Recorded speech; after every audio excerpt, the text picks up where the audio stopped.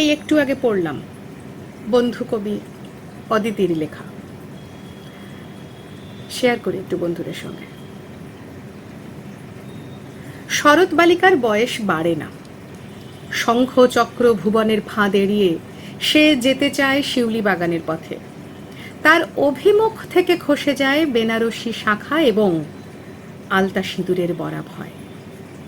সে একা নাচে, জল স্থল হোমানল তার পাখায় ডিগবাজি খায়। তৃতীয় নয়নে সে নিজে কাজল পরে, সাজে। পদ্মের অলঙ্কারে তার দীপ্তি দেখে ত্রিভুবন হতবাক, হতবাক তার তেজ ও অস্থিরতার উৎসারে। শরৎ বালিকার বয়স বাড়ে না। সে নদীর পাড়ে সাজে উল্টে বসে। পাশের শ্মশানে তখন পোড়া জনি, ছিন্ন বুক, কাটা আঙুল দেখে শুনে আগুন থেকে তার শরীর নির্গত হয়। অজস্র সাপ তার মাথায় ফনা তোলে।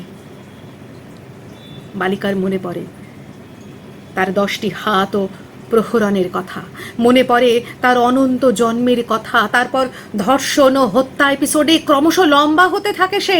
শরৎ বালিকার ক্রোধ অনিঃশেষ। মণ্ডপে, গৃহে, বেশ্যাদারে তাই তার আপাদমস্তক মাদল, ডম্বরু, তাণ্ডব এবং ঘরের কাঠামো থেকে রক্তপাত। সমস্ত নিষাদ তার শানিত অস্ত্র দেখে স্মরণ নেয়, দুগ্গা দুগ্গা বলে।